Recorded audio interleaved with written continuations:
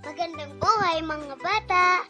Tara, samahan ninyo akong matuto kasama si Teacher Aika, your online teacher.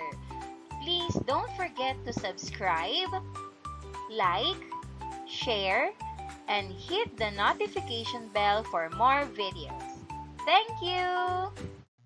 Matatag Curriculum, Filipino, Grade 4, Quarter 4, Aralin 3. Ang ating paksa ngayong araw ay tungkol sa akdang naratibo, kwentong kababalaghan. Muli, ako si Teacher Aika, ang inyong online teacher. Simulan na natin! Mga kasanayan, nauunawaan ang tekstong naratibo, kwentong kababalaghan. A. Nahuhulaan ang posibleng kalalabasan ng pangyayari. B. Nakapagbibigay ng sariling pagwawakas. Nagagamit ang mga salitang may denotasyon at konotasyong kahulugan sa pagbuo ng pangungusap. A. Panandang konteksto, pagbibigay ng halimbawa. Nagagamit ang angkop na diksyon, kaangkupan ng salita, retorika at estilo sa pagpapahayag ayon sa tagapakinig, tagapanood at mambabasa. Nagagamit ang mga bahagi ng pananalita sa pagpapahayag. A. Pang-abay na pang-agam. At nagagamit ang mga angkop na elemento at simbolong kultural sa pagbuo ng tekstong biswal. Mga nilalaman, akdang naratibo, kwentong kababalaghan. Mga kaugnay na paksa, wika, panandang konteksto, pagbibigay ng halimbawang pang-abay, pang-agam, at tekstong biswal, anunsyo. Unang araw. Maikling balik-aral, sulat tanaw, panuto, kumuha ng isang piraso ng papel mula sa guro. Sumulat ng isang pangungusap na gumagamit ng panghalip, pamanggit, at huwag kalimutang isulat ang iyong pangalan. Kapag tapos na, ihulog ang papel sa kahon sa harap ng klase. Makinig habang binabasa ng guro ang ilang pangungusap.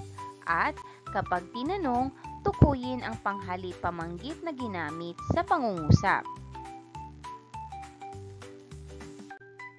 Narito ang 5 halimbawa ng pangungusap na may panghalip pamanggit. Una, sabi raw ni Lola, masarap ang lutong adobo ni tatay. Ang sagot, raw.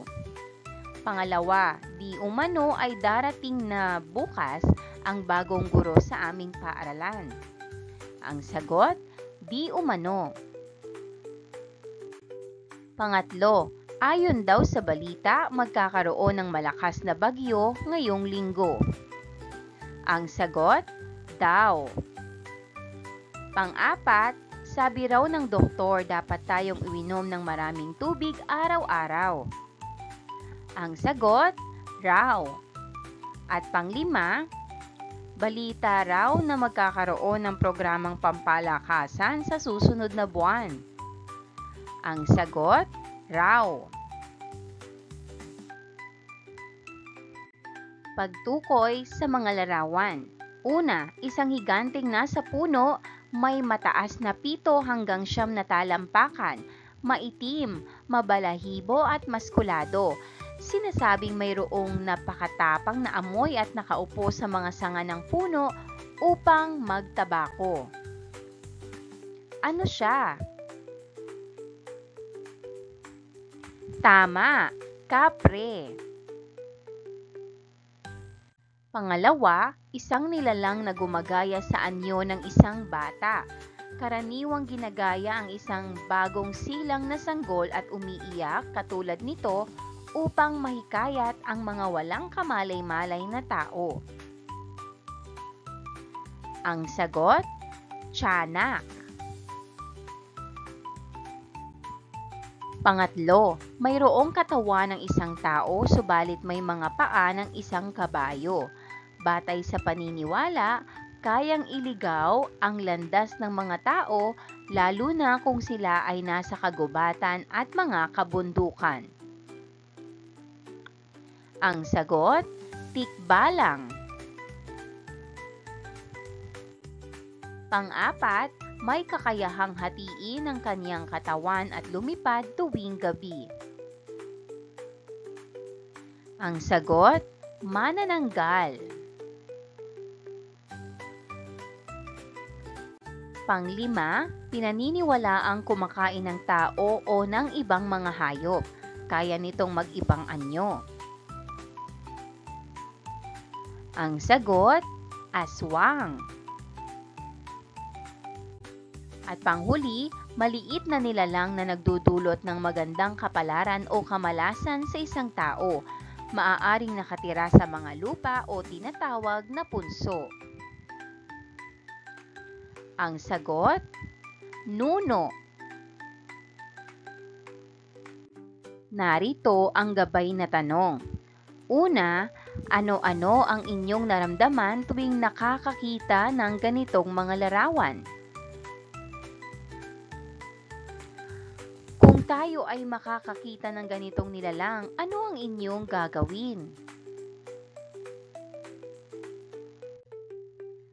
Ang kababalaghan ay mga pangyayaring misteryoso, di mapaliwanag o di karaniwang mga kaganapan na maaaring ituring na supernatural o hindi pa napapatunayan na dahilan o paliwanag.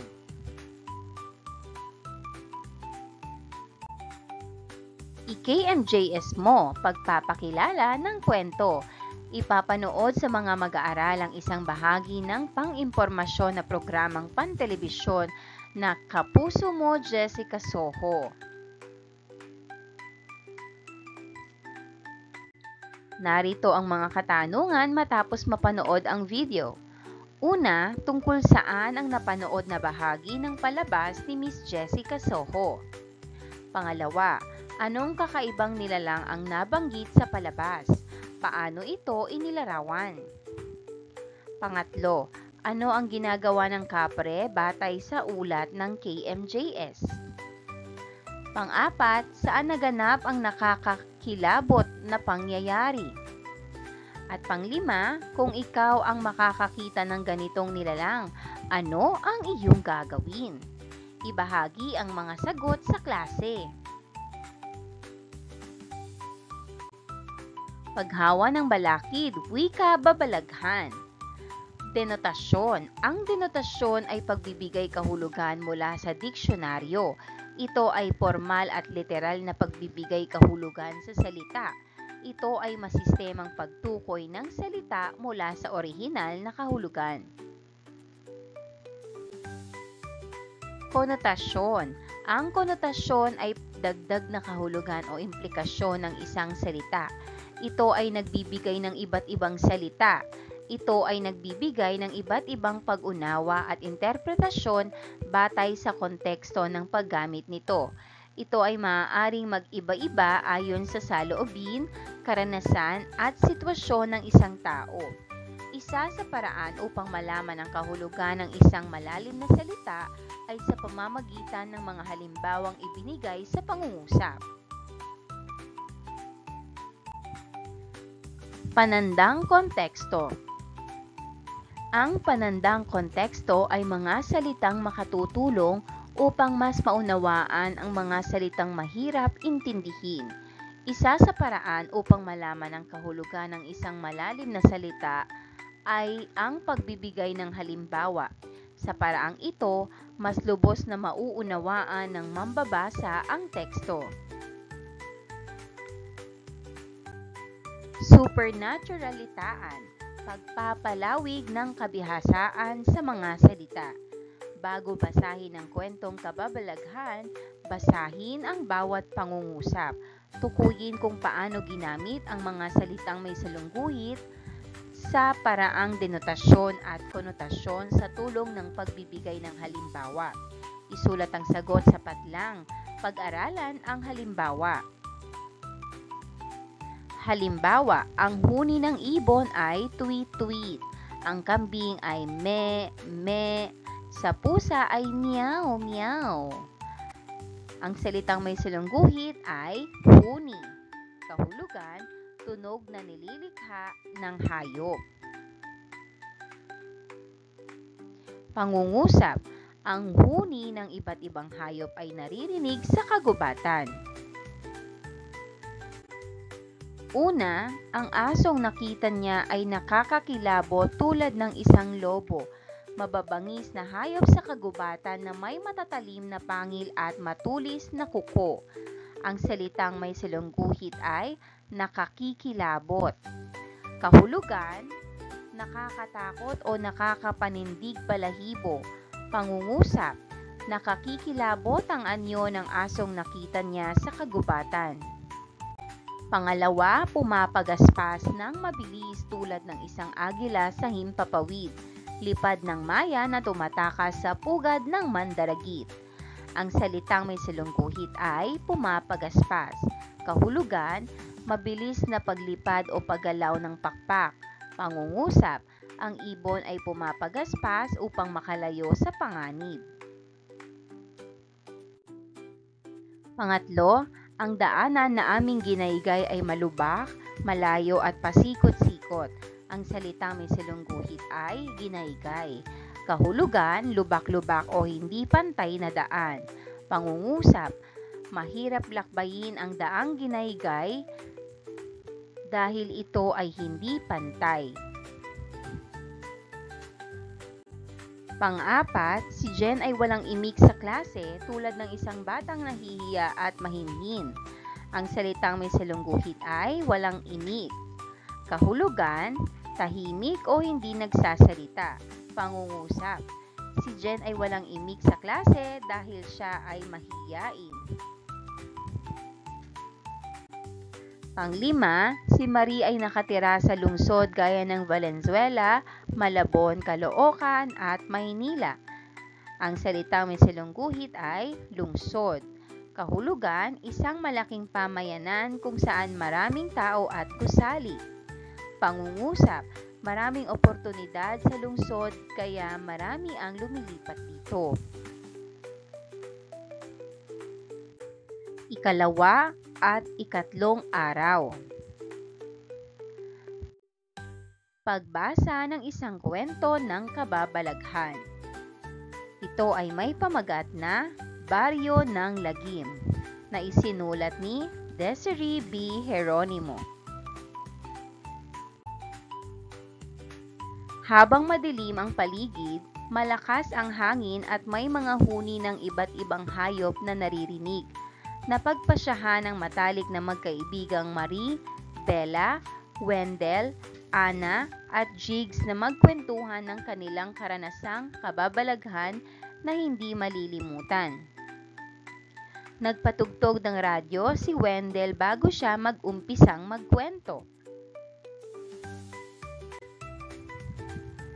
Wendell, alam nyo ba na sa bagong bahay namin ay may isang malaking puno? Ang sabi ng mga tao doon, baka pinamamahayan ng isang kapre. Isang gabi habang pauwi kami ni nanay, may usok na nanggagaling sa puno na iyon tila naninigarilyo ang kapre.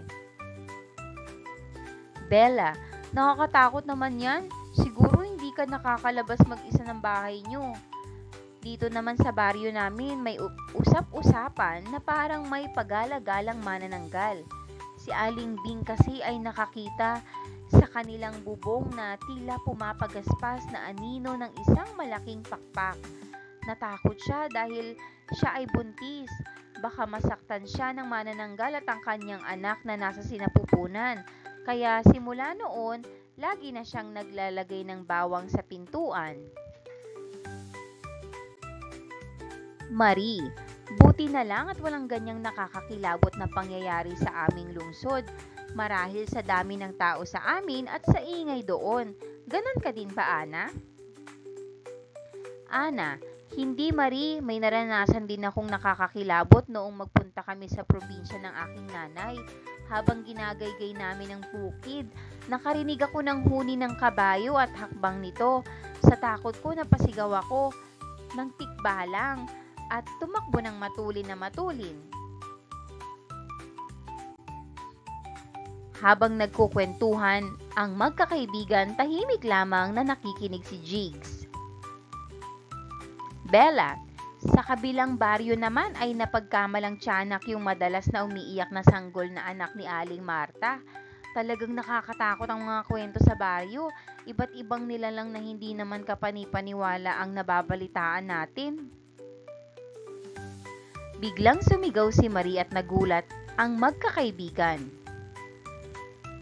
Marie, Jigs, bakit wala kang imik ngayon? Wala ka bang may kukwento sa amin?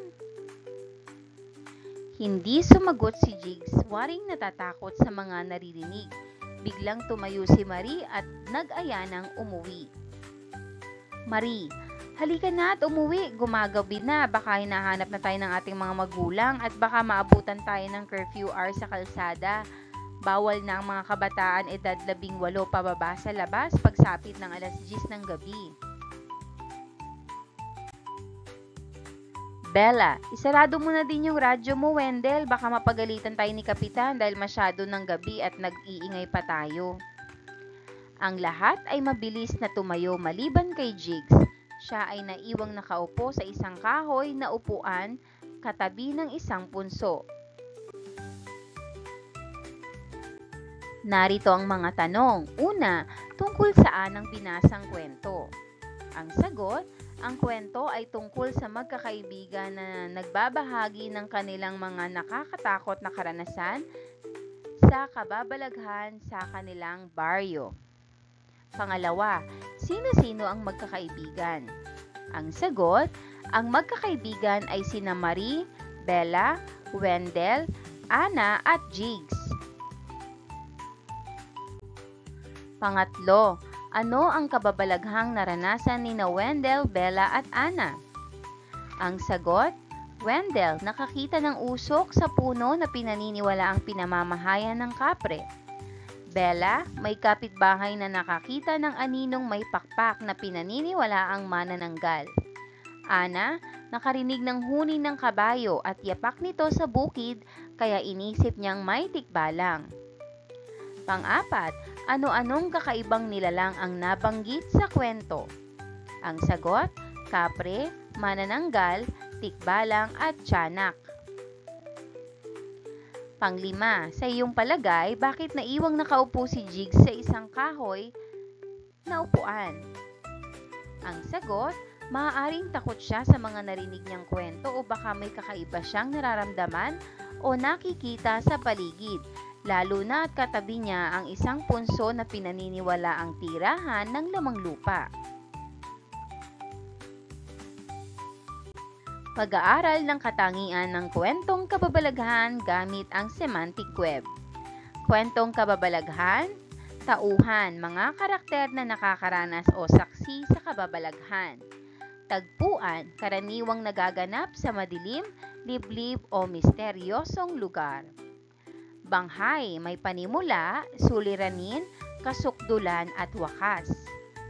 Nilalang o pangyayari, may mga kakaibang nilalang o hindi maipaliwanag na sitwasyon. Tukuyin naman natin ang posibleng kalabasan ng mga pangyayari batay sa kwentong kababalaghang nabasa. Una, nakakita si Wendell ng kapre sa puno na katabi ng kanilang bahay. Si Wendell ay natakot dahil sa kakaibang nilalang na kanyang nakita. Pangalawa, tumakbo ng matulin si Anna sa gitna ng bukid.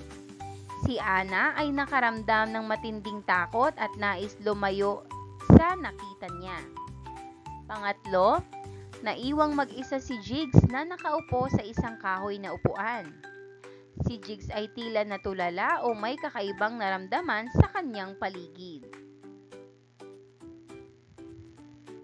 Paglalapat at pag-uugnay, multo, think, pakganern o ligwak. Isulat ang pakganern kung ang pahayag ay wasto at ligwak naman kung hindi. Una, bahagi ng pamumuhay ng mga Pilipino ang magkwentuhan ng kababalaghan. Ang sagot, pakganern. Pangalawa, ang kwentong kababalaghan ay isang libangan ng mga Pilipino. Ang sagot, Pak Ganern. Pangatlo, ang pag-iimbento ng kwento tungkol sa mga nilalang na hindi nakikita ay nakatutulong sa paglaganap ng kababalaghan. Ang sagot, Pak Ganern. Pang-apat, ang kwentong kababalaghan ay tumutulong maging buhay ang kulturang Pilipino. Ang sagot, Pak Ganern. At panglima, kadalasang mainam ang pagkukwento ng kababalaghan sa madilim at tahimik na lugar. Ang sagot, Pak Ganern. Masining na pagkukwento ng kababalaghan. Mga panuto sa paggawa. Una, kumalap ng impormasyon tungkol sa kwentong kababalaghan. Maaaring ito ay sariling karanasan, napakinggan, napanood o nabasa sa teksto. Pangalawa, sa harap ng klase, ang mga mag-aaral ay isa-isang magsasagawa ng masining na pagkukwento. Pangatlo, kinakailangan na may tamang diksyon, pananalita, angkop na emosyon ang pagbabahagi ng kwento. At pang-apat, ang gawain ay mamarkahan gamit ang isang rubric. Rubric sa masining na pagkukwento. Criteria, kaalaman sa kwento, tinig, pag-arte. 4 puntos ang pinakamataas, 1 puntos naman ang pinakamababa. Dapat alam mo, kumpletuhin ang column na nasa ibaba. Sa unang column, makikita natin ang mga anunsyo. Sa pangalawang column naman ay kaalaman. Unang anunsyo, tingnang mabuti ang larawan. Kaalaman, bawat barangay ay may nakapaskil na ganitong anunsyo. Ano ang ibig sabihin nito? Ang sagot, ibig sabihin nito ay may ipinatutupad na curfew hours mula 10 p.m. hanggang 4 a.m. Ipinagbabawal ang paglabas ng kabataan edad 18 pababa sa oras na ito. Layunin nitong mapanatili ang kapayapaan at kaayusan sa komunidad. Mahalaga ang pagsunod upang maiwasan ang anumang problema o paglabag sa batas.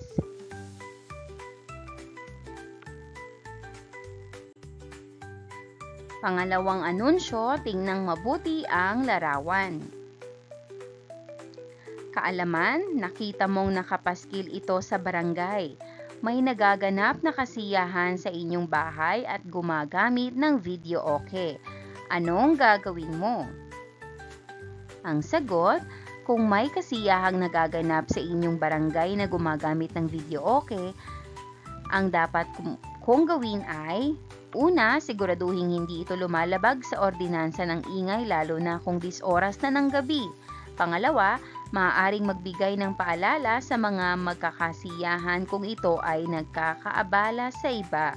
Pangatlo, kung hindi sumusunod ang may-ari ng video okay, maaaring ipagbigay alam sa barangay upang aksyonan ito.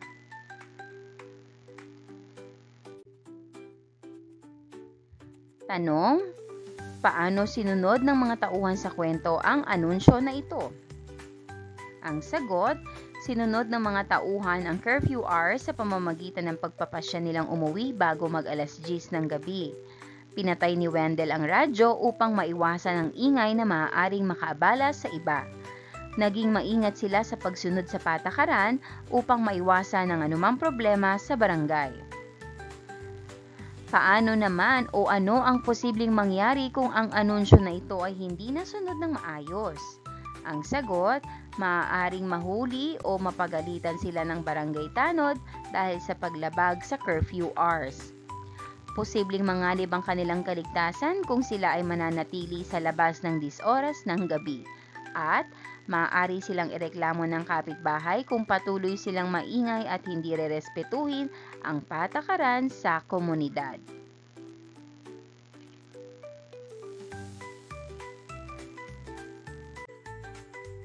Narito ang rubric sa pagsagot. Kategorya, pagpapaliwanag o pagbibigay ng detalye sa paksa, paghahalayhay ng ideya at mechanics. 5 puntos ang pinakamataas, 1 puntos naman ang pinakamababa.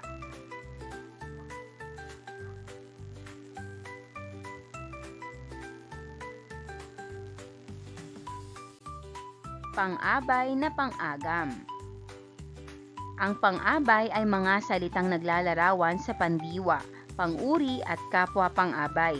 May iba't ibang uri ng pang-abay at isa na rito ay ang pang-abay na pang-agam. Ito ay isang uri ng pang-abay na nagbabadya ng di katiyakan o pag-aalinlangan sa tinutukoy nitong pandiwa, pang-uri o kapwa pang-abay. Maaaring gumamit ng mga pariralang baka, siguro, marahil, tila, parang at wari.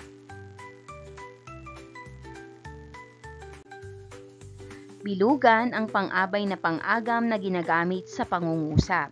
Gumamit ng sariling pangungusap gamit ang nabilugan na pang-abay na pang-agam. Una, may usok na nanggagaling sa puno na iyon tila naninigarilyo ang kapre.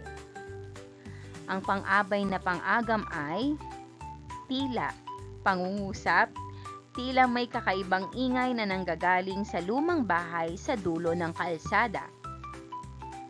Pangalawa, hindi sumagot si Jigs waring natatakot sa mga naririnig. Ang pang-abay na pang-agam ay waring, pangungusap, waring may bumubulong sa likuran ko habang naglalakad ako sa madilim na eskinita. Pangatlo, halika na at umuwi, gumagabi na, baka hinahanap na tayo ng ating mga magulang. Ang pang-abay na pang-agam ay baka, pangungusap, baka umulan mamaya kaya dapat tayong magdala ng payong. Pang-apat, si Aling Bing kasi ay nakakita sa kanilang bubong na tila pumapagaspas na anino ng isang malaking pakpak.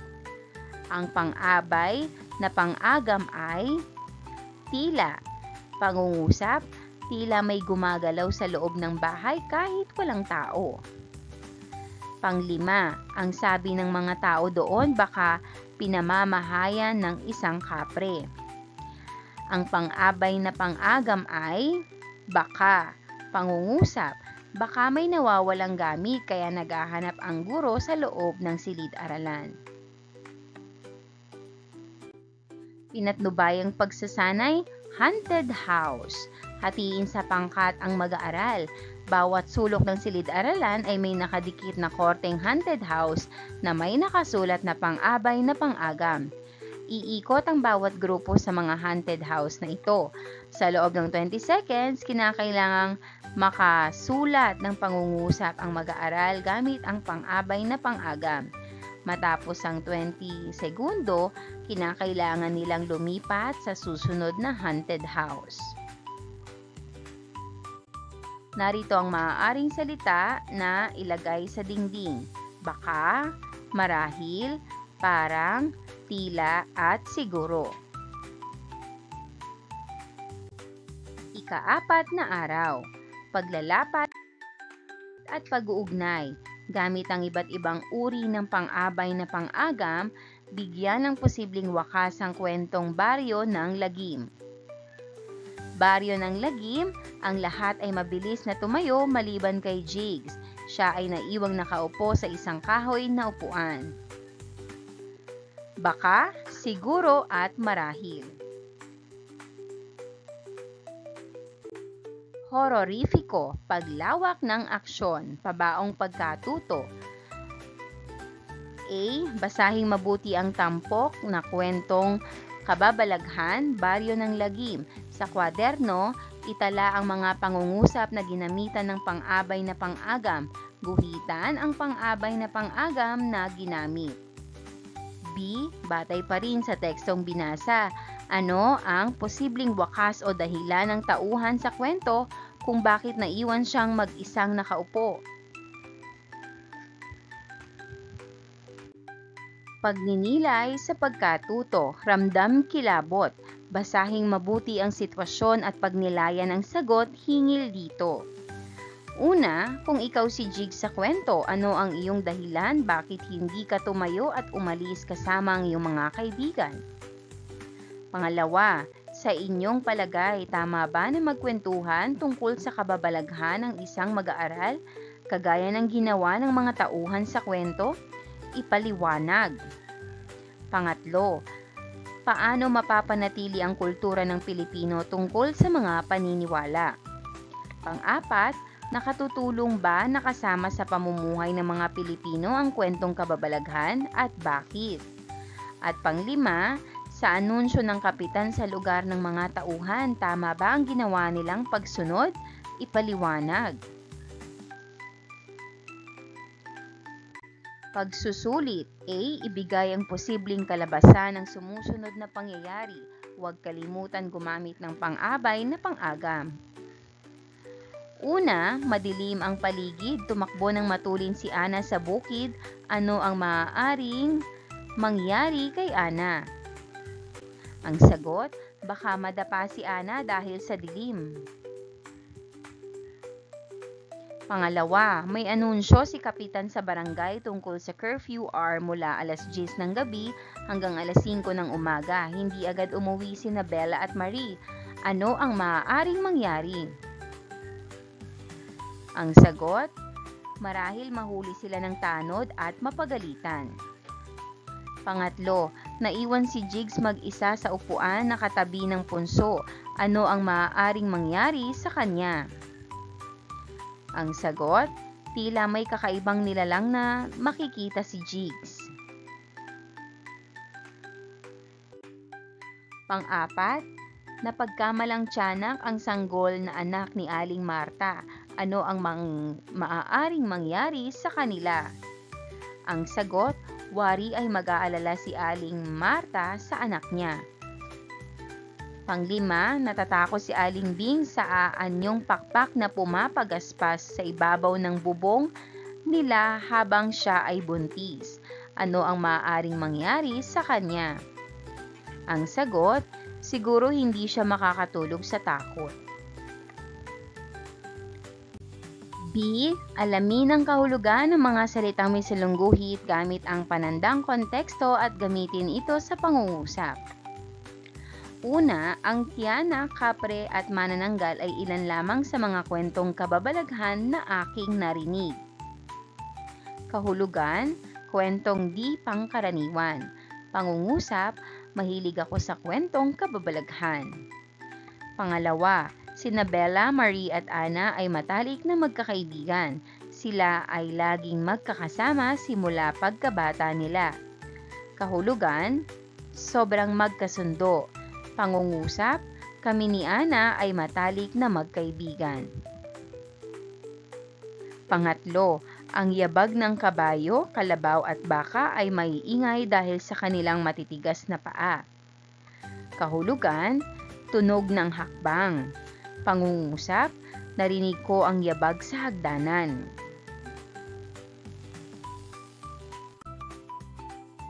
Ika-apat, sabi ng matatanda sa amin, ang lumang bahay sa probinsya ay pinamamahayan na ng kapre, aswang at espiritu. Kahulugan, tinitirhan.